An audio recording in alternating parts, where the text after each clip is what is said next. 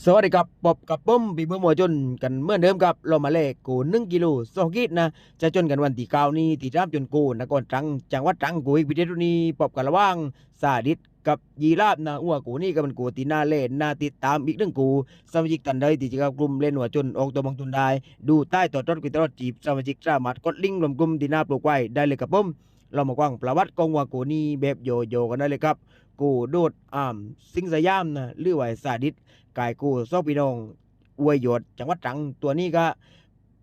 เป็นกวนใจตันรองอีกหนึ่งตัวนะจะนาที่น้ำจนกูบ้านดงบัวเนี้ยนะจะนาที่น้ำจนกูบ้านนครตรังนะตัวนี้ก็จนประเภทเลื่อยๆนะประเภทตื้อเก้าดีนะจนตุบจนแคว้นนะประเภทเหลี่ยวหมัดกวัดโตกดโกโตกลางแกล้งแรงแกล้งแกล้งเดบิกนะส่วนลมบวบกูจนนะจะเจอกับกูหลังซาดมรกต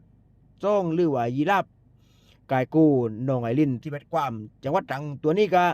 จะนาที่น้ำจนกูบันน้องบัวใหญ่มาหนึ่งกลางนะตัวนี้ก็จะประเภทกุ้ยมือนะต่างจนดีไปนะมาลังประเภทติมหน้าจ่ายปลายยอดดีนะประเภทกับโกโตกลางนักโตนำนกกรบเรืองมีน้ำใจเหมือนกันนะพี่นะว่ากูนี่ก็เป็นกูตีหน้าเล่นหน้าติดตามมากๆประเภทต่างจนกุ้ยมือต่างกูเรามาเปลี่ยนหลังใจต่างร้องไห้วันที่เก้านี้มีคำตอบแน่นอนที่น้ำจนกูนครตรังจังหวัดตรังสมาชิกกันได้ที่จะเข้ากลุ่มเล่นหัวจนไก่จนได้ตายดูใต้ตอดรถกินตลอดจีบสมาชิกสามารถกดลิงก์รวมกลุ่มที่หน้าปลูกไว้ได้เลยกับผม ข้อมูลของผมผิดพลาดประการใดผมขอโทษก็ไปสมาชิกไว้ด้วยขอบคุณกับผ